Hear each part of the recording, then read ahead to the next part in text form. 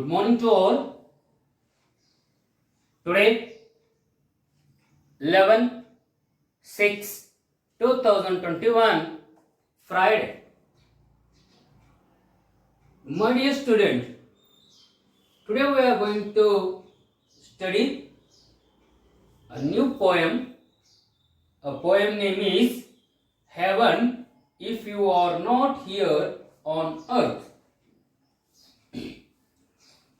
This poem was written by Kuvempu. ಆತ್ಮೀಯ ವಿದ್ಯಾರ್ಥಿನಿಯರೇ, ಇವತ್ತು ನಾವು ಕುವೆಂಪು ಅವರು ಬರೆದಿರುವಂತಹ heaven if you are not here on earth, ಸ್ವರ್ಗ ಭೂಮಿ ಮೇಲೆ ಇರದಿದ್ರೆ ಎಲ್ಲಿರಕ್ಕೆ ಸಾಧ್ಯ ಆಗುತ್ತೆ ಎನ್ನುವ ಅಂಶದ ಕುರಿತಾಗಿರುವಂತಹ ಒಂದು ಕವನ ಯಾವುದು ಅಂದ್ರೆ heaven if you are not here on earth.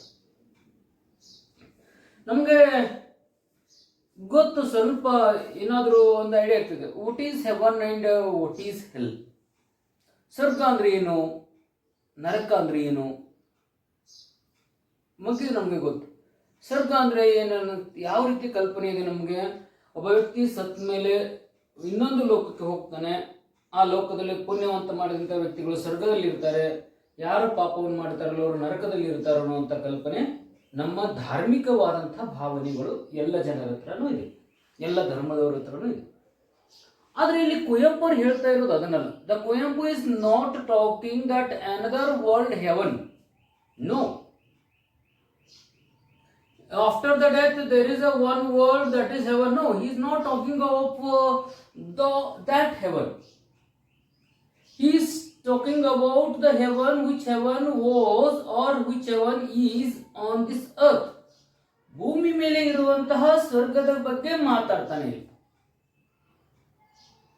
Kuvempu focuses on the importance of the nature. ನಿಸರ್ಗದ ಕವಿಯಾಗಿ ಹೇಗೆ KS ನಿಸಾರ್ ಅಹಮದ್ ಅವರು ನಿಸರ್ಗ ಕವಿ, ಕನ್ನಡದ ಕವಿ ಬಗ್ಗೆ ಯಾವ ರೀತಿಯಾಗಿ ಬರೀತಾರಲ್ಲೋ, ಜೋಗದ ಸಿರಿ ಬೆಳಕಿನಲ್ಲಿ ನಿಸರ್ಗದ ಕುರಿತಾಗಿ ಹೇಳಿದಂತಹ ಒಂದು ಕವನ ಯಾವ ರೀತಿಯಾಗಿ ನಾವು ನೆನಪಿಸ್ಕೊಳ್ತೀವಲ್ಲೋ, ಅದೇ ರೀತಿನೇ ಕುವೆಂಪು ಅವರು ಸಹ ನಿಸರ್ಗದ ಬಗ್ಗೆ ಬರೆದಿರುವಂತಹ ಒಂದು ಕವನ ಯಾವುದು ಅಂದ್ರೆ heaven if you are not here on earth. ಇದು ಕನ್ನಡದಲ್ಲಿ ಇರೋದನ್ನು, ಇದನ್ನ ಇಂಗ್ಲಿಷ್ಗೆ ಬರೆದಿರುವಂತಹ ಕವಿ ಯಾರು? ಪ್ರೊಫೆಸರ್ ಸಿ ನಾಗಣ್ಣ ಅಂತ. ಇದು ಕನ್ನಡದಲ್ಲಿ ಅದ. ಕನ್ನಡದಲ್ಲಿ ಇರೋದನ್ನ ಇಂಗ್ಲಿಷ್ ಭಾಷೆಯಲ್ಲಿ ಭಾಷಾಂತರ ಮಾಡಿದಂಥವ್ರು ಯಾರು? ಸಿ ನಾಗಣ್ಣ ಅಂತ ಹೇಳಿ. ನಾವು ಅಲ್ಲಿಯವರೆಗೆ ನೋಡ್ಬೇಕಾಗತ್ತೆ, what is the life, how we make our life is so beautiful. ಜೀವನ ಅಂದ್ರೆ ಏನು, ಜೀವನವನ್ನ ನಾವು ಹೇಗೆ ಸುಂದರವಾಗಿ ಮಾಡ್ಕೋಬೇಕು. Here that we are going to study that sense here. ಅದನ್ನ ನಾವು ಚೆನ್ನಾಗಿ ಕಲಿಬೇಕಾಗುತ್ತೆ ಮಾತ್ರ ವಿದ್ಯಾರ್ಥಿ. ಈ ಕವನಕ್ಕಿಂತ ಹೋಗಿತ್ತು ಮುಂಚಿತವಾಗಿ ಅದನ್ನು ನೋಡೋಣ. If hour life is beautiful, think so, this earth seems to be the heaven for us.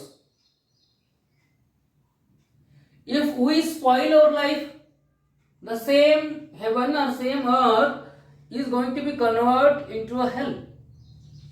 ಒಳ್ಳೆಯ ರೀತಿಯ ಬದುಕನ್ನ ಬಾಳ್ದೆ ಆಗಿತ್ತು ಅಂದ್ರೆ, ಸುಂದರವಾದಂತಹ ಭವಿಷ್ಯವನ್ನೇ ಕಟ್ಟಿಕೊಂಡಿದ್ದೇವೆ ಅಂದ್ರೆ ಈ ಭೂಮಿ ಏನಾಗುತ್ತೆ ವಿದ್ಯಾರ್ಥಿಗಳೇ? ಸ್ವರ್ಗ ಆಗುತ್ತೆ. ಇದೇ ಭೂಮಿಯೂ ಸಹ ನರಕ ಆಗುತ್ತೆ ಯಾವಾಗ ನಾವು ನಮ್ಮ ಗುರಿಯನ್ನ ತಲುಪುವಲ್ಲಿ ವಿಫಲರಾದೇವಿ ಎಂದಾಗ. Let me read the lines of this poem and we are going to discuss. ಇನ್ನು ಇದರ ಬಗ್ಗೆ ಬಹಳಷ್ಟು ವಿಸ್ತಾರವಾಗಿ ಅದನ್ನ ಡಿಸ್ಕಷನ್ ಮಾಡೋಣ. Page number 90. Here the lesson number or the poem number is here 10. ಏನಿದೆ ನೋಡಿ, very short poem it is. ತುಂಬಾ ಚಿಕ್ಕದಾಗಿರುವಂತಹ ಪೋಯಮು. ಚಿಕ್ಕದಾಗಿರುವಂತಹ ಪೋಯಮ್ ಅನ್ನು ಸ್ವಲ್ಪ ಅತ್ಯಂತ ಚೊಕ್ಕದಾಗಿ ನಾವು ಏನ್ ಮಾಡೋಣ ಅಂದ್ರೆ ಅರ್ಥ ಮಾಡ್ಕೊಳ್ಳಿಕ್ಕೆ ಪ್ರಯತ್ನ ಮಾಡೋಣ. Heaven, if you are not here on earth, where else could you be? ಇಷ್ಟು ಅದ್ಭುತ ಮಾತು ಒಂದೇ ಒಂದು ಲೈನ್ ನಲ್ಲಿ ಕವಿ ಹೇಳ್ತಾನೆ ಅಂದ್ರೆ ನೋಡ್ರಿ ಎಂತ ಹೇಳ್ತಾನೆ. Beginning line you know that it can connotes us what it indicates. Heaven, ಸ್ವರ್ಗವೇ, if you are not here on earth, ನೀನು ಭೂಮಿ ಮೇಲೆ ಇಲ್ಲ ಅಂತಂದ್ರೆ where else could you be? ನೀನು ಎಲ್ಲಿ ಇರಲಿಕ್ಕೆ ಸಾಧ್ಯದ? No, there is no any another heaven in this world. The heaven is there, that is the earth.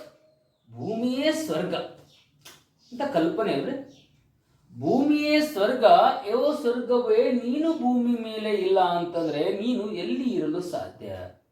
Nothing, you can not find there. Who know another heaven? ಯಾರಿಗೆ ಗೊತ್ತು ಇನ್ನೊಂದು ಸ್ವರ್ಗ ಅದಂತೇಳಿ? ಯಾರಾದ್ರೂ ಹೋಗಿ ಬಂದಾರೆ ಏನ್ರಿ ಸತ್ ಮೇಲೆ? ನಾನು ಸ್ವರ್ಗಕ್ಕೆ ಹೋಗಿ ಬಂದಿನಿ ನೋಡಿ, ಸ್ವರ್ಗ ಹೀಗಿದೆ ಅಂತೇಳಿ ಯಾರಾದ್ರೂ ಹೇಳಿದಂತ ಇಲ್ಲ.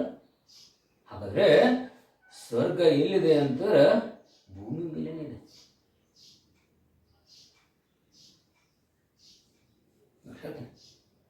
Heaven, if you are not here on earth, where else could you be? ಓ ಸ್ವರ್ಗವೇ, ನೀನು ಭೂಮಿ ಮೇಲೆ ಇಲ್ಲ ಅಂತಂದ್ರೆ ನೀನು ಎಲ್ಲಿ ಇರಲಿಕ್ಕೆ ಸಾಧ್ಯದ? ಓಕೆ, ಒಂದು ಹಾಡದ ಗೊತ್ತಾ? ಸ್ವರ್ಗ ನರಕವೆಲ್ಲ ಮೇಲಿಲ್ಲ ಕೇಳೋ ಜನಕ, ಎಲ್ಲ ಇಲ್ಲೇ ಇದೆಯೋ ಅಂತ ಹಾಡಿದೆ. ಹೌದು, ಎಷ್ಟು ಚೆನ್ನಾಗಿದೆ ಗೊತ್ತ್ರಿ? ಸ್ವರ್ಗ ನರಕಗಳು ಎಲ್ಲಿಲ್ಲ, ಅಲ್ಲಿ ಮೇಲಿಲ್ಲ. ಎಲ್ಲದವರದಲ್ಲ, ಇಲ್ಲಿ ಭೂಮಿ ಮೇಲೇನೆ ಇರೋದು. ಹೇಳ್ತಾನ, ಇಫ್ ಒಂದು ವೇಳೆ we ourselves cannot be gods. ಎಷ್ಟು ನೋಡಿ, if we ourselves cannot be God, then there can be no gods. ನಾವು ಮನುಷ್ಯರು ಭೂಮಿ ಮೇಲೆ ವಾಸಿಸುವಂತ ಪ್ರತಿಯೊಬ್ಬ ವ್ಯಕ್ತಿಯು ತಾನು ದೇವರಾಗದೆ ಹೊರತು, know that instead of we are not becoming God ourselves, there is no God at all. ದೇವರು ಎಲ್ಲೂ ಇಲ್ಲ. Don't search God in temple, mosque, church and gurudwara somewhere. You will not find the God there. ನೀವು ಅಲ್ಲಿ ದೇವರನ್ನ ಹುಡುಕಲಿಕ್ಕೆ ಸಾಧ್ಯ ಇಲ್ಲ. ಕಾಣದ ದೇವರನ್ನ ಎಷ್ಟು ಹುಡುಕಿದರೇನೋ, ಕಾಣುವ ದೇವರಾದಂತಹ ತಂದೆ ತಾಯಿಗಳನ್ನ ಚೆನ್ನಾಗಿ ಸಾಕ್ಬೇಕು ಅಂತ ಅದ್ಭುತವಾದಂತಹ ಕನ್ನಡದಲ್ಲಿ ಬಹಳ ಅದ್ಭುತವಾಗಿರುವಂತಹ ಕೃತಿಗಳದಾವೆ. ಚೆನ್ನಾಗಿ ನಾವು ಅವುಗಳನ್ನು ಓದಿದ್ರೆ ಬಹಳ ನಮಗೆ ಜೀವನವನ್ನ, ಮೌಲ್ಯವನ್ನ ತೆರೆದಿಡುವಂತ ಹಲವಾರು ಪುಸ್ತಕಗಳು ನಮ್ಮ ಮುಂದೆ ಬರ್ತದೆ. ಹಿಂಗೆ ಅದ್ಭುತವಾದಂತಹ ಒಂದು ವಿಚಾರವನ್ನು ಇಲ್ಲಿ ಹೇಳ್ತಾರೆ. If we ourselves cannot be gods, then there can be no gods. ನೀವು ನಿಮ್ಮಷ್ಟಕ್ಕೆ ನೀವೇ ದೇವರಾಗದೆ ಹೊರತು ದೇವರನ್ನ ನೀವು ಎಲ್ಲಿ ನೋಡಲು ಸಾಧ್ಯನೇ ಇಲ್ಲ. ದೇವರೇ ಇಲ್ಲ, ನೀವೇ ದೇವರು. ಭೂಮಿ ಮೇಲೆ ವಾಸಿಸುವಂತಹ ಪ್ರತಿಯೊಬ್ಬ ವ್ಯಕ್ತಿ, ಪ್ರತಿಯೊಂದು ಜೀವ ಇರುವ ಸಂಕುಲಗಳೇ ದೇವರು. ನಿಮ್ಮಲ್ಲಿ ನೀವು ದೇವರಾಗಿ.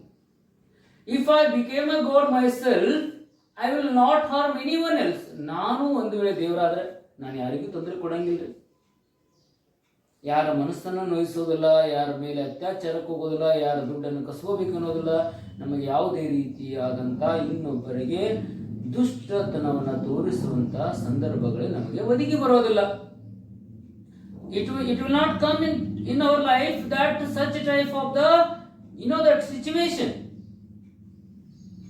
What to do? So that is the reason Kuyampu is going to tell us what we ourselves that cannot be become a god. There is no God at all. ನೀವು ನಿಮ್ಮಷ್ಟಕ್ಕೆ ದೇವರಾಗದೆ ಹೋದ್ರೆ ದೇವರು ಎಲ್ಲಿ ಇಲ್ಲ, ದೇವರೇ ನಿಮಗೆ ಸಿಗೋದಿಲ್ಲ. ಹಾಗಾದ್ರೆ ದೇವರನ್ನ ಹುಡುಕಬೇಕಾಗಿತ್ತು ಅಂದ್ರೆ ಮೊದಲು ನೀನು ದೇವರಾಗು. ಅದೇ ಇನ್ನೊಂದು ಮಾನವತೆ ಬಗ್ಗೆ ಇನ್ನೊಂದು ಕುವೆಂಪು ಒಂದ್ ಕಡೆ ಹೇಳ್ತಾರೆ, ಏನಾದರೂ ಆಗು ನೀನು ಮೊದಲು ಮಾನವನಾಗು ಅಂತ ಹೇಳಿ. ವಿಶ್ವ ಮಾನವ ಆಗುವ ಕಲ್ಪನೆಯನ್ನ ಕುವೆಂಪು ಅವರು ತಮ್ಮ ಇನ್ನೊಂದು ಕೃತಿಯೊಳಗಡೆ ಹೇಳ್ತಾರೆ, ಮನುಷ್ಯನಾಗುವುದನ್ನ ಕಲಿಬೇಕು ಅಂತ ಹೇಳಿ. Isn't it? Achievement cannot be considered as you are the great. Sachin Tendulkar told to that, somewhere in his tweet, the people cannot recognize by your achievements. or your that how many runs you are hit in the playground. People recognize you by your good works. ಜನ ನಿಮ್ಮ ಸಾಧನೆಯನ್ನು ನೋಡಿ ಗೌರವಿಸೋದಿಲ್ಲ. ತನ್ನ cricket ಬಗ್ಗೆ ಜನರು ನಿಮ್ಮನ್ನ ಪ್ರೀತಿಸೋದು ನೀನು field ಒಳಗಡೆ ಎಷ್ಟು ರನ್ ಅನ್ನು ಗಳಿಸ್ತೀಯಾ, ಎಷ್ಟು ರನ್ ಅನ್ನು ಹೊಡಿತೀಯ ಅನ್ನೋದ್ರ ಬಗ್ಗೆ ಜನ ನಿನ್ನನ್ನು ಗೌರವಿಸೋದಿಲ್ಲ. ಜನ ನಿನ್ನನ್ನು ಶಾಶ್ವತವಾಗಿ ಗೌರವಿಸಬೇಕಾಗಿದ್ರೆ ನೀನು ಮನುಷ್ಯನಾಗಿ ಬದುಕೋದನ್ನ ಕಲಿಬೇಕು, ಮನುಷ್ಯತ್ವದಿಂದ ಇರೋದನ್ನು ಕಲಿಬೇಕು. ಅದಕ್ಕೆ ಅವ್ರು ಹೇಳ್ತಾರೆ, ನನ್ನನ್ನು ಜನ ಶ್ರೇಷ್ಠವಾದಂತಹ ಕ್ರಿಕೆಟ್ ಆಟಗಾರ ಅಂತ ಗುರುತಿಸೋದು ಬೇಡ, ನನ್ನನ್ನೊಬ್ಬ ಒಳ್ಳೆಯ ಮನುಷ್ಯನಂತ ಜನ ಗುರುತಿಸಬೇಕು ಅಂತೇಳಿ ತಮ್ಮದೇ ಆದಂತಹ ಒಂದು ಕೃತಿ ಒಳಗಡೆ ಯಾರೋ ಸಚಿನ್ ತೆಂಡೂಲ್ಕರ್ ಅವರು ಹೇಳ್ತಾರೆ. Yes, people will recognise after death. ಸತ್ತ ಮೇಲೆ ಜನ ನಮ್ಮನ್ನ ನೆನಪಿಟ್ಕೊಳ್ಳೋದು ಎದ್ರ ಮೇಲೆ ರೀ? ನಾವು ಮಾಡಿದ ಸಾಧನೆಗಳ ಮೇಲೆನಾ? ನಾವು ಮಾಡಿರುವ ಒಳ್ಳೆಯ ಕಾರ್ಯಗಳ ಬಗ್ಗೆ ಅದು ನೆನಪಿಟ್ಕೋಬೇಕು. ಒಳ್ಳೆಯ ಕೆಲಸಗಳನ್ನು ನಾವೇನಾದ್ರೂ ಮಾಡಿದ್ದೀವಿ ಅಂತಂದ್ರೆ ಸತ್ತ ಮೇಲೂ ಆ ವ್ಯಕ್ತಿ ಏನಾಗ್ತಾನೆ, ಅದರಲ್ಲಿ ಜೀವಂತವಾಗಿರ್ತಾನೆ. Kuvempu quotes the same thing. Yes, we all the human beings should become God ourselves, then we will find the God in everywhere. ನೀನು ದೇವರಾದರೆ ನೀನು ಎಲ್ಲ ಕಡೆ ದೇವರನ್ನ ಕಾಣ್ತೀಯ. ನೋಡುವ ದೃಷ್ಟಿಕೋನ ಬದಲಾದರೆ ಎಲ್ಲವೂ ಬದಲಾಗ್ತದೆ. ಮಾಡುವ ವಿಚಾರಗಳು ಬದಲಾದರೆ ಎಲ್ಲವೂ ಬದಲಾದಂತೆ ಅನಿಸ್ತದೆ. ಅದಕ್ಕೆ ನಮ್ಮ ಮನಸ್ಸಿನಲ್ಲೇ ಏನಾದರೆ ಒಳ್ಳೆಯದು ಮತ್ತು ಕೆಟ್ಟದಡಿಗಿರುತ್ತದೆ. If we ourselves aren't heavenly nymphs, the nymphs are not elsewhere. ಒಂದು ವೇಳೆ ನಾವು ನಮ್ಮಷ್ಟಕ್ಕೆ ಸ್ವರ್ಗದ ಅಪ್ಸರೆಯರಾಗದೆ ಹೋದರೆ, ಹೆವನ್ಲಿ ನಿಮ್ಸ್, ನಿಮ್ಸ್ ಅಂದ್ರೆ ಅಪ್ಸರೆಯರು, ಫೇರೀಸ್. ಸೊ ನಾವು ಫೇರೀಸ್ ಆಗಬೇಕಾಗಿತ್ತು ಅಂದ್ರೆ, ನಿಮ್ಸ್ ಆಗಬೇಕು, ಸ್ವರ್ಗದಲ್ಲಿರುವಂತ ಅಪ್ಸರೆಯರಾಗಬೇಕಾಗಿತ್ತು ಅಂದ್ರೆ ಏನಾಗಬೇಕು? ನಮ್ಮಷ್ಟಕ್ಕೆ ನಾವು ಅಪ್ಸರೆಯರಾಗಬೇಕು. ನಮ್ಮಷ್ಟಕ್ಕೆ ನಾವು ಅಪ್ಸರೆಯರು ಅಂತಂದ್ರೆ ಅಪ್ಸರೆಯರು ನೋಡ್ಲಿಕ್ಕೆ ಚೆನ್ನಾಗಿರ್ತಾರೆ ಅಂತೇಳಿ ಬಹಳ ಸೌಂದರ್ಯ ಬಗ್ಗೆ ಮಾತಾಡ್ತಲ್ಲ. You should become a nymphs, heavenly nymphs by your heart. ಹೃದಯದಿಂದ ಅಪ್ಸರೆಯರಾಗ್ರಿ, ಫಿಸಿಕಲ್ ಬ್ಯೂಟಿಯಿಂದಲ್ಲ. ನಿಮ್ಮ ಬಾಹ್ಯ ಸೌಂದರ್ಯದಿಂದ ನಾನು ಅಪ್ಸರೆಯರಿಗಿಂತ ಚೆನ್ನಾಗಿರ್ಬೋದು, ನಿನಗೆ ದೇವರಂತ ಬಾಹ್ಯ ಸೌಂದರ್ಯವನ್ನು ಕೊಟ್ಟಿರ್ಬೋದು ಮನುಷ್ಯನೇ, ಆದರೆ ನಿನ್ನ ಹತ್ರ ಆಂತರಿಕ ಸೌಂದರ್ಯ ಇರದೆ ಹೋದರೆ ಆ ಬಾಹ್ಯ ಸೌಂದರ್ಯಕ್ಕೆ ಏನು ಲಾಭ? What is the benefit of that if you are not beautiful in your heart? Then what it be there that beauty? ನಾನು when you are old ಒಳಗಡೆ ನಾನು ಈ ಕಾನ್ಸೆಪ್ಟ್ ಬಗ್ಗೆ ನಾನು ನಿಮಗೆ ಮಾತಾಡಿದೆ. The same the lines is going to hear, if we ourselves all cannot be become the heavenly names and there is no names at all. ಅಪ್ಸರೆಯರು ಭೂಮಿ ಮೇಲೆ ಇಲ್ಲ ಅನ್ನುವಂಥ ಕಲ್ಪನೆ ಹೇಳ್ತಾನೆ. ಅಪ್ಸರೆಯರು ನೀವು, ಸ್ವರ್ಗದ ಅಪ್ಸರೆಯರು ಅಲ್ಲಿದ್ದಾರೆ ಅಂತ ನಿಮ್ಗೆ ಏನಾದ್ರು ಕಲ್ಪನೆ ಇದ್ರೆ, ಭೂಮಿ ಮೇಲೆ ಇರುವಂತ ಅಪ್ಸರೆಯರು ನೀವಲ್ಲ, ಮನುಷ್ಯರೇ ನೀವೇ ಅಪ್ಸರೆಯರು. ನೀವು ಅಪ್ಸರೆಯರಾಗ್ರಿ, ಭೂಮಿನ ಸ್ವರ್ಗ ಆಗ್ತದ. ಭೂಮಿ ಸ್ವರ್ಗ ಮಾಡುವುದೇ ನಮ್ಮ ಕೈಯಲ್ಲದ. ನಿಸರ್ಗವನ್ನ ನಾವು ಯಾವ ರೀತಿ ಬೇಕಾದಾಗ ಮನಸ್ಸೋ ಇಚ್ಛೆಯಿಂದ ದೋಚಿದಾಗ ಯಾವಾಗ ಸರಿಯಾದಂತ ಸಮಯಕ್ಕೆ ಮಳೆ ಬರುತ್ತೇನೋ, can you get the good rain for that no proper time? We have spoiled our nature systematically with our institutions, intuitions, our that lust, whatever you may think. ನಮ್ಮ ಲೋಭಕ್ಕೆ, ನಮ್ಮ that ಕೊಳ್ಳುಬಾಕತನಕ್ಕೆ, ಗ್ರೀಡಿನೆಸ್ಗೆ ಅದಕ್ಕೆ ನಾವು ಸ್ವರ್ಗವನ್ನ, ಭೂಮಿಯನ್ನು ನಾವು ಸ್ವರ್ಗದಿಂದ ನರಕಕ್ಕೆ ಕರೆದುಕೊಂಡು. How is it? What a line this man is going to quote here. ಹೇಳ್ತಾರೆ ಮುಂದೆ ಅವರು, why? ಯಾವಾಗ this roaring stream rushes fast.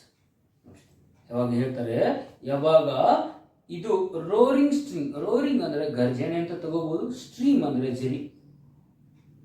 ಜರಿ ಜುಳು ಜುಳು ಅಂತ, ಹೌದಾ, ಗರ್ಜಿಸ್ತಾ ಏನ್ ಮಾಡ್ತದೆ, ರಶಸ್ ಫಾಸ್ಟ್, ಅದು ಜೋರಾಗಿ ಓಡ್ ಹೋಗ್ತದೆ. ನದಿಯ ಒಂದು ಲಕ್ಷಣವನ್ನು ನೋಡಿ, ನದಿ ಏನ್ ಮಾಡ್ತದೆ, ಆಲ್ವೇಸ್ ಇಟ್ ಫ್ಲೋಸ್. ಜರಿ ಏನ್ ಮಾಡ್ತದೆ, ನಿಲ್ಲತ್ತೆ. ಒಂದು ಜರಿ ಇಲ್ಲ, ಜರಿ ಅಂದ್ರೆ ಹುಳ ಅಲ್ಲ, ಹರಿಯುವ ನೀರು. ಹರಿಯುವ ನೀರು ಏನಿರ್ತದಲ್ಲ ಅದು ಒಂದೇ ಕಡೆ ನಿಲ್ಲತ್ತೆ, ಅದು ಹರಿತಾನೇ ಹೋಗ್ತದೆ. ಯಾಕೆ? ಮುಂದೆ ಹೋಗಿ ಸ್ವರ್ಗವನ್ನ ಸೇರ್ತದೆ, ಅಂದ್ರೆ ಸಮುದ್ರವನ್ನ ಸೇರೋದಿರ್ತದೆ, ಮಹಾಸಾಗರವನ್ನ ಸೇರ್ತದೆ. ಅದು ಎಲ್ಲೋ ಒಂದು ಕೆರೆ ಹರಿದಂತ ನೀರು ಮುಂದೆ ಹೋಗಿ ಎಷ್ಟೋ ಮೈಲಿ ದೂರದಲ್ಲಿರುವಂತಹ ಒಂದು ಮಹಾಸಾಗರವನ್ನು ಸೇರುವಂತಹದ್ದಿರ್ತದಲ್ಲೋ ಅದು ತನ್ನ ಪ್ರಯತ್ನಕ್ಕೆ ಸಾರ್ಥಕತೆ ಯಾವಾಗ ಬರ್ತದೆ? ಮನುಷ್ಯನ ಸಾರ್ಥಕತೆ. ಭೂಮಿ ಮೇಲೆ ನೀವು ಈಜಾಡಬೇಕು. ಈ ಭೂಮಿ ಎಂಬ ನದಿಯನ್ನು ನೀವು ಈಜಾಡ್ತಾ ಏನಾಗಬೇಕಾಗುತ್ತೆ ವಿದ್ಯಾರ್ಥಿಗಳೇ? ನಾವು ಮುಂದೊಂದಿನ ದೇವರ ಆತ್ಮವನ್ನ ಸೇರುವಂತವರಾಗಬೇಕು. ಯಾಕಂದ್ರೆ while this roaring stream rushes fast, rolling surf at the edge of waves, ನದಿ ಹರಿತದೆ, ಜರಿ ಹರಿತದೆ, ಜೋರಾಗಿ ಹರಿತದೆ, ಹರಿತಾ ಹರಿತಾ ಇರ್ತದೆ. ಆದ್ರೆ ರೋಲಿಂಗ್ ಸರ್ಫ್ ಅಂದ್ರೆ ಬುರುಗು ಏನ್ ಮಾಡ್ತದೆ? At the edge of waves, ಅಲೆಗಳ ದಂಡಿಗೆ ಬಂದು ಕೂಡ್ತದೆ. ಇದು ಒಂದು ಸಣ್ಣ ಚಿಕ್ಕದಂತ ಕಾನ್ಸೆಪ್ಟ್ ನಮ್ಮ ಹತ್ರ ಬೇಕು. ಎಂತಹ ಕಲ್ಮಶಗಳೇ ನೀರಿನಲ್ಲಿ ಇರಲಿ, ನದಿಯಲ್ಲಿ ಇರಲಿ, ಎಷ್ಟೇ ಹೊಲಸ ನದಿಯನ್ನು ನೀವು ಮಾಡಿ ಆ ಹೊಲಸೆಲ್ಲ ತಂದು ನದಿ ಏನ್ ಮಾಡ್ತದೆ? ದಂಡಿಗೆ ತಂದು ನಿಲ್ಲಿಸ್ತದೆ. ಮತ್ತೆ ತಾನು ಆಂತರಿಕವಾಗಿ ಪರಿಶುದ್ಧತೆಯಿಂದಲೇ ಇರ್ತದೆ. This is the quality of the water. ಏನು ನೀರಿನ ಗುಣ? ನೀರನ್ನ ಚಿಕ್ಕ ಬಾಟಲ್ ಒಳಗಡೆ ಹಾಕಿ ಬಾಟಲ್ ಆಕಾರವನ್ನು ತೆಗೆದುಕೊಳ್ತದೆ, ಬಟ್ಟಲ್ ಹಾಕಿ ಬಟ್ಟಲ್ ಆಕಾರ ತೆಗೆದುಕೊಳ್ತದೆ, ಪರಾತ್ ಒಳಗಡೆ ಹಾಕಿ ಪರಾತನ ಆಕಾರ ತೆಗೆದುಕೊಳ್ತದೆ. ನೀರು ಯಾವ ಬೇಕಾದ ಆಕಾರ ತೆಗೆದುಕೊಳ್ತದೆ ಆ ಪಾತ್ರೆಯ ಅನುಗುಣವಾಗಿ. ಮನುಷ್ಯನ ಬದುಕು ಹಾಗೆ, ನೀವು ಆಕಾರವನ್ನು ತೆಗೆದುಕೋಬೇಕು. ನಾನು ಹಿಂಗದೀನಿ, ನಾ ಇದ್ರ ಬೆಂಡ್ ಆಗಂಗಿಲ್ಲ, ನಾನು ಇಲ್ಲಿ ಕಾಲು ಚಾಚ್ತೀನಿ, ಇಲ್ಲಿ ನಂದೇ ನಡಿಬೇಕು ಅಂತಂದ್ರೆ ಏನಾಗುತ್ತೆ? ಪಾತ್ರೆಯಿಂದ ಹೊರಗಡೆ ಹೋಗ್ತಾನೆ. ಪಾತ್ರೆಯಿಂದ ಬೇಡ. ನೀರಿನ ಹಾಗೆ ಇರಬೇಕು ಬದುಕು. ಎಲ್ಲದಕ್ಕೂ ಅಡ್ಜಸ್ಟ್ ಆಗ್ತಾ ನಮ್ಮತನವನ್ನು ನಾವು ಮರಿದೆ. ಹೌದು, ಎಲ್ಲರೂ ಹಾಕಿ. ನೀರು ಅಮೃತನೇ. ನೀವು ಬಾಟಲ್ ಒಳಗಡೆ ಹಾಕಿ ಕುಡೀರಿ, ಚೆರಿಗೆ ಒಳಗಡೆ ಹಾಕಿ ಕುಡೀರಿ, ಬಟ್ಟಲ್ದಲ್ಲಿ ಹಾಕಿರುತ್ತೆ ಕೊಡ್ರಿ, ಜಗ್ ಒಳಗಡೆ ಇಟ್ರಿ, ಅದು ಅಮೃತ ತನ್ನ ಅಮೃತವನ್ನು ಯಾವ ರೂಪದಲ್ಲಿದ್ರೂ ಕೊಡ್ತದೆ. ಮನುಷ್ಯನ ಬದುಕು ಹಾಗಾಗಬೇಕು. The man's life should be become like this. He is going to tell that while the roaring surf, the stream rushes fast. ಯಾವಾಗ ಹರಿತಿರುವಂತ ನದಿ ಜೋರಾಗಿ ಹೋಗ್ತಾ ಇರ್ತದಲ್ಲೋ ಆ ಸ್ಟ್ರೀಮ್ ಕೊಳ, rolling Surf at the edge of the waves, ಆ ಅಲೆಗಳ ಮೂಲಕ ಏನಾಗುತ್ತೆ ಅಂದ್ರೆ ಆ ಬುರುಗು ಬಂದು ದಂಡಿಗೆ ಬಂದು ನಿಂತ್ಕೊಳ್ತದೆ. ಹೋಗೇನಾಗುತ್ತೆ? The tender sunshine leans on verdant gardens. ಸೂರ್ಯನ ಕಿರಣಗಳು, ಟೆಂಡರ್ ಸನ್ಶೈನ್ ಅಂದ್ರೆ ಮೃದುವಾಗಿರುವಂತ, ಟೆಂಡರ್ ಅಂದ್ರೆ ಮೃದು, ಕೋಮಲವಾಗಿರುವಂತಹ ಸೂರ್ಯನ ಕಿರಣಗಳು ಎಲ್ಲಿ ಬೀಳ್ತದ? ವರ್ಡಂಟ್ ಗಾರ್ಡನ್. ವರ್ಡಂಟ್ ಅಂದ್ರೆ ಹಸಿರು, ಹಸಿರಾದಂತಹ ತೋಟಗಳ ಮೇಲೆ ಬೀಳ್ತದೆ. ಯಾವಾಗ ಸೂರ್ಯನ ಕಿರಣಗಳು ಹಚ್ಚು ಹಸಿರಾದಂತಹ ತೋಟಗಳ ಮೇಲೆ ಬಿದ್ದಾಗ, then the gentle sun make this earth heaven. ಅವಾಗ ಈ ಜೆಂಟಲ್ ಸನ್, ಈ ಮೃದುವಾದಂತಹ ಸೂರ್ಯ ಈ ಭೂಮಿಯನ್ನ ಸ್ವರ್ಗ ಮಾಡ್ತಾನೆ. Who makes earth into the heaven, gentle ಸನ್.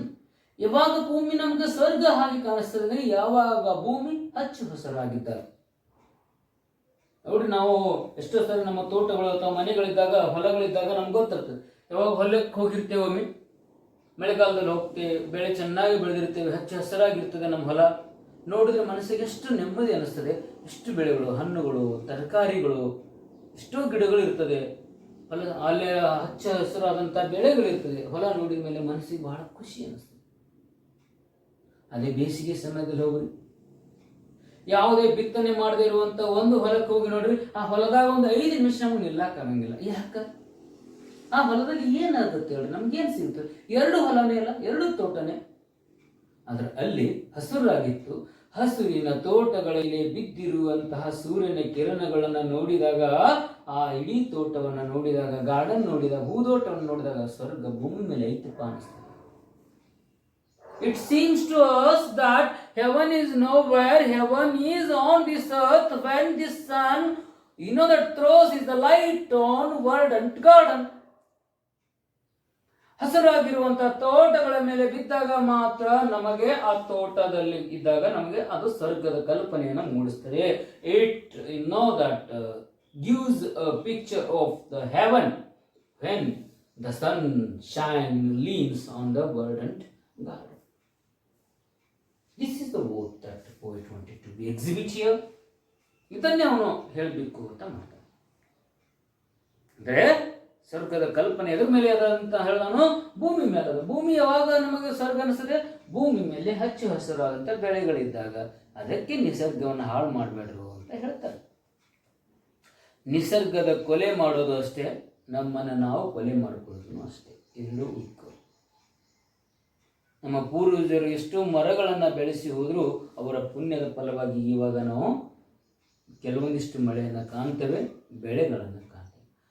ಈಗ ನಾವು ಯಾರೋ ಮರಗಳನ್ನು ನೆಡೆದೇ ಹೋಯಿತು ಅಂದರೆ ಮುಂದೊಂದಿನ ಮಳೆಯ ಕಲ್ಪನೆಯನ್ನು ನಾವು ಚಿತ್ರಗಳ ಮೂಲಕ ಅಥವಾ ಹಳೆಯ ವಿಡಿಯೋಗಳ ಮೂಲಕ ನಮ್ಮ ಮುಂದೆ ಬರುವಂಥ ಪೀಳಿಗೆಗೆ ತೋರಿಸಬೇಕಾಗುತ್ತೆ.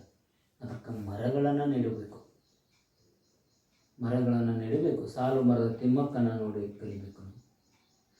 ಸುಂದರ್ಲಾಲ್ ಬಹುಗುಣವರು ಅಂತ ನೋಡಿ ಕಲಿಬೇಕು. ಚಿಪ್ಕೋ ಮೂವ್ಮೆಂಟ್ಗಳನ್ನು ಮಾಡಿದ್ರ ಬಗ್ಗೆ ನಾವು ತಿಳ್ಕೋಬೇಕು. ಅಂದರೆ ನಿಸರ್ಗಕ್ಕೆ ಎಷ್ಟೋ ಮಹತ್ವ ಇತ್ತು ಅನ್ನೋದ್ರ ಬಗ್ಗೆ ಕುವೆಂಪು ಅವರು ನಮಗೆ ಹೇಳ್ತಾರೆ. This heaven, this earth will become the heaven when will get the that greenery on this earth. ಭೂಮಿ ಮೇಲೆ ಹಸಿರಾದಂಥದ್ದನ್ನು ನೋಡಿದಾಗ ನಮಗೆ ಸ್ವರ್ಗ ಕಾಣಿಸ್ತದೆ. In the splendour of harvest, in the splendour of harvest. Splendour ಅಂದರೆ ಅದ್ಭುತ, ಹಾರ್ವೆಸ್ಟ್ ಅಂದರೆ ಸುಗ್ಗಿ ಸಮಯ. In the harvest of, in the splendour of harvest and moonlight heaven lies all over. ನೋಡ್ರಿ, ಸುಗ್ಗಿ ಸಮಯದಲ್ಲಿ ನಾವು ಸುಗ್ಗಿಯನ್ನ ಮಾಡ್ಕೊಂಡ್ ಬರ್ಬೇಕಾಗಿತ್ತು ಅಂದ್ರೆ ರೈತರ ಮಕ್ಕಳಿದ್ದೀವಿ ಅಂದ್ರೆ ನಮಗೆ ಗೊತ್ತಾಗುತ್ತೆ. ಯಾವಾಗ ನಮ್ಮ ಹೊಲದಲ್ಲಿ ಬೆಳೆದಿರುವಂತಹ ಬೆಳೆಗಳ ರಾಶಿಯನ್ನ ಮಾಡ್ತೇವಲ್ಲೋ, ರಾಶಿಯನ್ನ ಮಾಡಿ ಹೊಲದ ತುಂಬ ಎಲ್ಲ ರಾಶಿಯನ್ನ ಉಟ್ಟಿರ್ತೀವಿ. ಆವಾಗ ಬೆಳದಿಂಗಳು, ಮೂನ್ ಲೈಟ್ ಅಂದರೆ ಬೆಳದಿಂಗಳು, ಬೆಳದಿಂಗಳು ನಮ್ಮ ಬೆಳೆದಿರುವಂತಹ ಆ ರಾಶಿಗಳ ಮೇಲೆ ಬಿದ್ದಾಗ ಮನಸ್ಸಿಗೆ ಬಹಳ ಆನಂದ ಆಗ್ತದೆ. ಅಲ್ಲಿ ಸ್ವರ್ಗ ಆಗ್ತದೆ. Isn't it? ಯಾವಾಗ ಸ್ವರ್ಗ ನಮಗೆ ಸಿಗುತ್ತದಂದ್ರೆ ನಾವು ಮಾಡಿದಂತಹ ಕೆಲಸಕ್ಕೆ ಸರಿಯಾದಂತಹ ಪ್ರತಿಫಲವನ್ನು ಸಿಕ್ಕ.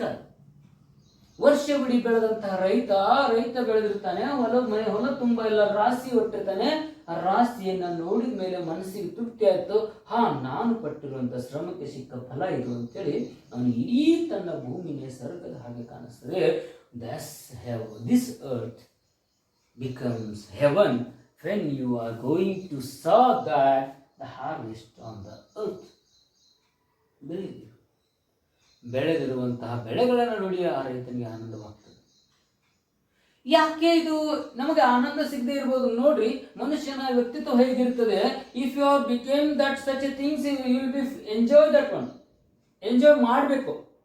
ರಾಶಿ ಬರ್ತದೆ ಎಲ್ಲ ಇನ್ನೊಂದಿಟ್ಟು ಬರಬೇಕಾಗಿತ್ತು ಅಂತೇಳಿ ಕೊರಗಿದ್ರೆ ಆ ರಾಶಿ ನಮಗೆ ಹೆವನ್ ಅನಿಸ್ತದಲ್ಲ, ಅದು ಹೆಲ್ ಅನಿಸ್ತದೆ, ನರಕ ಅನಿಸ್ತದೆ. ಈಗ ನಾವು ಬರಬೇಕಾಗಿತ್ತು, ನಮ್ದು ದಿನ ಆಗ್ಬೇಕಾಗಿತ್ತು.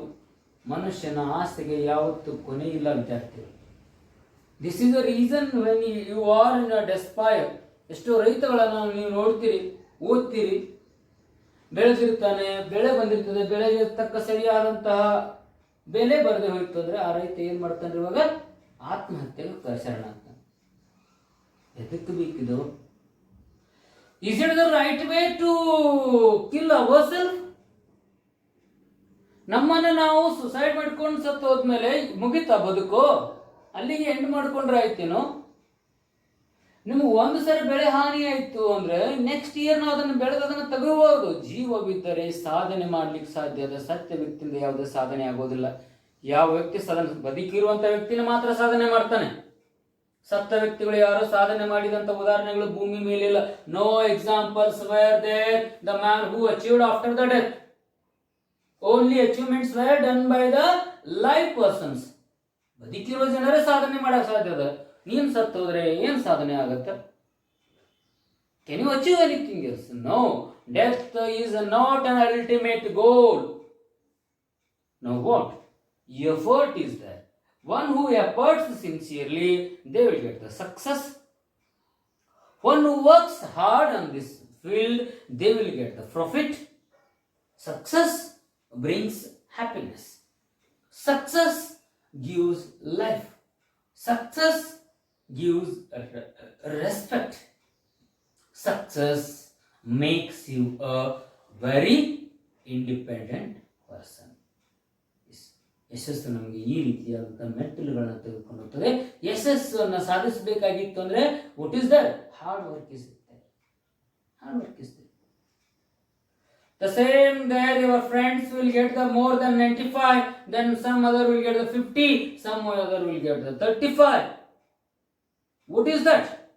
ಒಬ್ರು 90 ಅಂಕಗಳನ್ನು ತಗೋತಾರೆ, 95 ತೆಗೆದುಕೊಳ್ತಾರೆ, ಒಬ್ಬ 45 ತಗೋತಾನೆ, ಒಬ್ಬ 35 ತೆಗೆದುಕೊಳ್ತಾನೆ, ಒಬ್ಬ ಫೇಲ್ ಆಗಿನೂ ಹೋಗ್ತಾನೆ. ಯಾಕೆ ಈಗ ರೀತಿ ಆಯ್ತು? 95 ಯಾಕೆ ಅವನು ತಗೊಂಡ?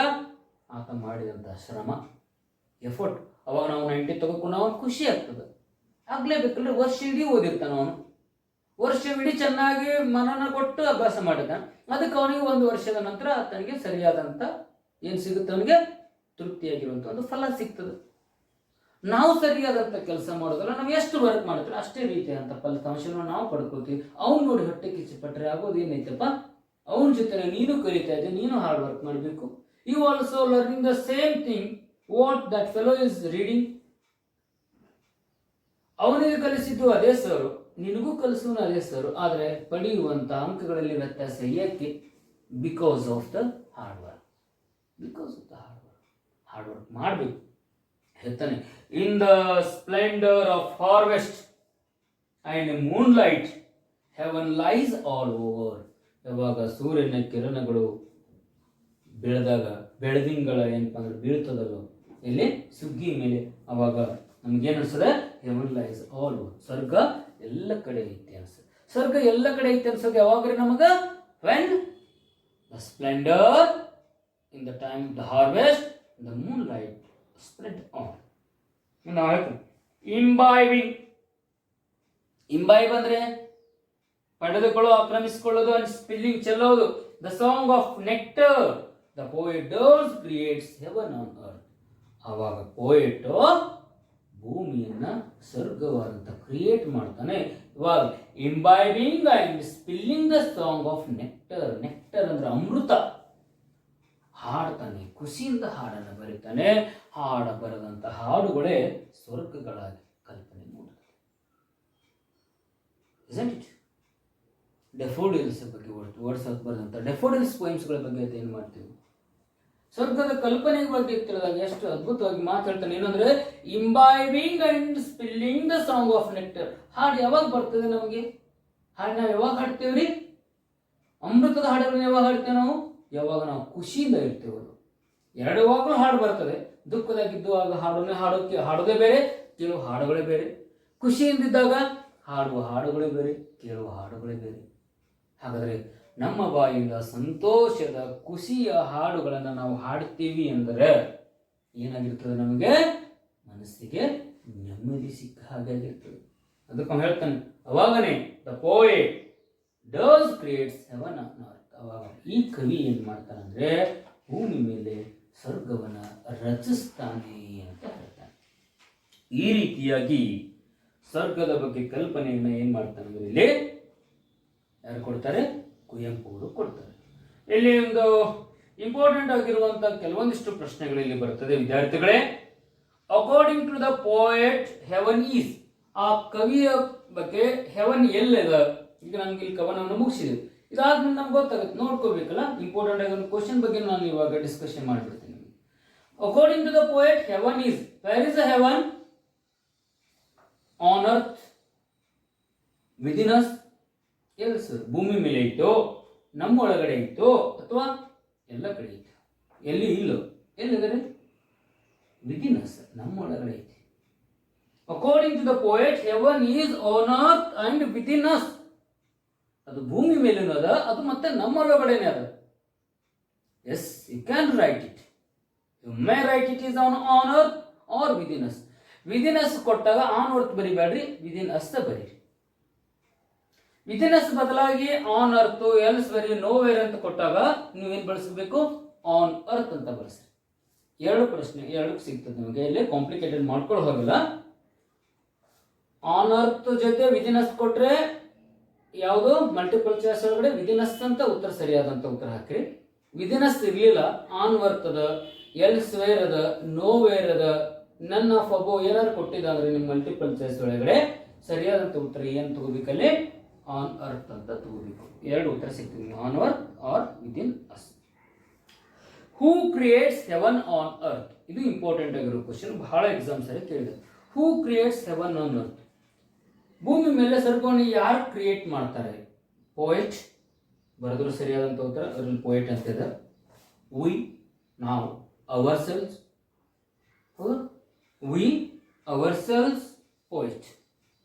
ಮೂರು ಉತ್ತರಗಳು ಸರಿಯಾದಂಥದ್ದು. ನೀವು ಯಾವುದಾದ್ರೂ ಬನ್ನಿ, we, ourselves and poet, ಮೂರಲ್ಲಿ ಯಾವ್ದಾದ್ರು ಒಂದು ಉತ್ತರ ಬರೆದ್ರೆ ನಿಮಗೆ ಸಾಕು. ಹೂ ಕ್ರಿಯೇಟ್ಸ್ ಅಂದಾಗ, who makes heaven on earth ಅಂದಾಗ ಸನ್ ಅಂತ ತಗೊಳ್ರಿ. ಹೂ ಮೇಕ್ಸ್ ಅಂದಾಗ ಸನ್ ಅಂತ ತಗೊಳ್ರಿ. ಹೂ ಕ್ರಿಯೇಟ್ಸ್ ಅಂದಾಗ, ಕ್ರಿಯೇಟ್ ಅಂದಾಗ we, ourselves, poet. Who makes ಅಂದಾಗ ಸನ್ ಅಂತ ತಗೊಳ್ರಿ, ಸೂರ್ಯ ಅಂತ ತಗೊಳ್ಬೇಕು. Okay, don't get confuse in both.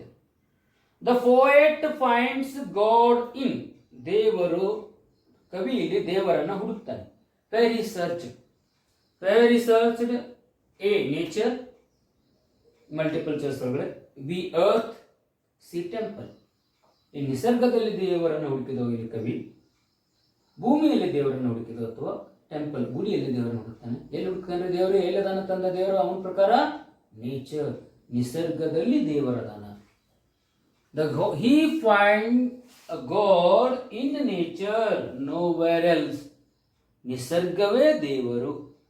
ನಿಸರ್ಗ ಚೆನ್ನಾಗಿತ್ತು ಅಂದರೆ ನಾವು ಚೆನ್ನಾಗಿರ್ತೀವಿ. ಸರಿಯಾದ ಸಮಯಕ್ಕೆ ಮಳೆ, ಬೆಳೆಗಳು ಬರ್ತದೆ. ಸರಿಯಾದಂಥ ಗಾಳಿ ತೆಗೆದುಕೊಳ್ಳಿ, ಆಕ್ಸಿಜನ್ ತೆಗೆದುಕೊಳ್ತೇವೆ. ಇಂಥ ಕೊರೋನಾ ಟೈಮ್ನಲ್ಲಿ ನಾವು ಅಂತೀವಿ ಎಷ್ಟು ನಮಗೆ ಸರಿಯಾದಂಥ ಗಾಳಿ ಬೇಕು. ಇವಾಗ ನಮಗೆ ಮರದ ವ್ಯಾಲ್ಯೂ ಗೊತ್ತಾಗ್ತದೆ, ಆಕ್ಸಿಜನ್ ವ್ಯಾಲ್ಯೂ. ನಾವು we are came to know when you are in a pandemic situation. So that nature, we find the God in nature. What does the line heaven lies all over suggest? ಏನು ತೋರಿಸ್ಕೊಡ್ತದೆ haven ಎಲ್ಲ ಕಡೆ ಇದೆ ಅಂತ ಹೇಳಿ? ಯಾವಾಗ suggest ಮಾಡ್ತದೆ? when you are happy, when the moonlight falls on the harvest. ಆ ಸುಗ್ಗಿಯ ಮೇಲೆ, ಆ ರೈತ ಬೆಳೆದಿರುವಂತಹ ಬೆಳೆಗಳ ಮೇಲೆ ಯಾವಾಗ ಬೆಳೆದಿಂಗಳು ಬೀಳ್ತದಲ್ಲೋ ಅವಾಗ ಭೂಮಿ ಎಲ್ಲನೂ ಸ್ವರ್ಗ ಅನಿಸ್ತದೆ. ಅಂದ್ರೆ ನಿಮ್ಮ ಎಫರ್ಟಿಗೆ ಪ್ರತಿಫಲ ಸಿಕ್ಕಾಗ, when you get the benefit or profit or that result from your work, ನಿಮ್ಮ ಕೆಲಸ ಮಾಡಿದ ಮೇಲೆ ನಿಮಗೆ ಸಿಗುವಂತ ಪ್ರತಿಫಲದಿಂದ ನಿಮಗೆ ಏನು ಸಿಗುತ್ತದೆ? ಸ್ವರ್ಗದ ಕಲ್ಪನೆ ಮೂಡುತ್ತದೆ. ಅದಕ್ಕೆ ಎಲ್ಲ ಕಡೆ ಐತೆ ಅಂದ್ರೆ ಯಾವಾಗ ಎಲ್ಲ ರೈತರು ಖುಷಿಯಿಂದ ಇರಬೇಕಾದಾಗ, it is is make it universalise ಮಾಡ್ತಾನೆ. ಈ ರೀತಿಯಾಗಿ ಇಲ್ಲಿ ಕವಿ ಏನ್ ಮಾಡ್ತಾನೆ? ತನ್ನ ಭೂಮಿಯ ಕಲ್ಪನೆ ಬಗ್ಗೆ ಹೇಳ್ಕೊಡ್ತಾನೆ. ನೋಡ್ರಿ, ಅವನ ಇಂಪಾರ್ಟೆಂಟ್ ಆಗಿರೋದು ಭೂಮಿ ಎಲ್ಲಿ ಇಲ್ಲ, ಭೂಮಿ ಎಲ್ಲಾದ್ರೆ ಸ್ವರ್ಗ ಎಲ್ಲಿ ಇಲ್ಲ, ಸ್ವರ್ಗ ಎಲ್ಲಿದೆ? ಭೂಮಿ ಮೇಲೆ ಅದ. ವಿ ಅವರ್ಸೆಲ್ಫ್ ಬಿಕಮ್ ಗಾಡ್, ನಾವೇ ದೇವರಾಗಬೇಕು. ಆಗ್ಲಿಲ್ಲ ಅಂದ್ರೆ ಗಾಡ್ ಎಲ್ಲಿ ಸಿಗಲ್ಲ. V ourselves become the heavenly, ನಾವೇ ಸ್ವರ್ಗದ ಅಪ್ಸರಿಯರಾಗಬೇಕು. ಆಗ್ಲಿಲ್ಲ ಅಂದ್ರೆ ಸ್ವರ್ಗ ಎಲ್ಲಿ ಯಾವುದು ಅಪ್ಸರಿಯರೇ ಯಾರು ಇರಲ್ಲ. ಹೆಂಗಿರ್ಬೇಕಾಗಿತ್ತು ಅಂದ್ರೆ ರೋರಿಂಗ್ ಸರ್ಪ್, ಹೌದಾ, ಆಗ್ತದೆ. ಯಾವಾಗ ವರ್ಡೆಂಟ್ ಗಾರ್ಡನ್ ಮೇಲೆ ಸೂರ್ಯನ ಕಿರಣಗಳು ಬಿದ್ದಾಗ ಏನಾಗುತ್ತೆ? ನಮ್ಗೆ ಈ ಭೂಮಿ ಸ್ವರ್ಗದ ತರ ಕಾಣಿಸ್ತದೆ. ಮತ್ತೆ ಮತ್ತೊಮ್ಮೆ ನಮ್ಗೆ ಸ್ವರ್ಗದ ಕಲ್ಪನೆ ಯಾವಾಗ ಮೂಡುತ್ತದೆ? ಯಾವಾಗ ಸುಗ್ಗಿಯ ಸಮಯದಲ್ಲಿ ನಮ್ಗೆ ಏನಾಗುತ್ತೆ? ಇಲ್ಲಿ ಸ್ವರ್ಗದ ಕಲ್ಪನೆ ಮೂಡುತ್ತದೆ. Such a way here the poet that Kuvempu wanted to tell us the importance of the nature in our life. We should save our trees, we should love our nature, we should respect our nature. When we respect our nature, naturally this earth will become the what? Heaven. So heaven is nowhere. Heaven is on this earth. We should make this earth into heaven. Heaven ಎಲ್ಲಿಲ್ಲ, ಭೂಮಿ ಮೇಲಿದೆ. ನಾವೇ ಎಲ್ಲರೂ ಸೇರಿ ಮಾಡೋಣ, ಅದನ್ನ ಭೂಮಿಯನ್ನೇ ಸ್ವರ್ಗವನ್ನ ಮಾಡೋಣ ಅಂತ ಹೇಳ್ತಾ, okay. So I am going to finish today's class. We are going to see in the next lesson in next class. Okay. Thank you one and all.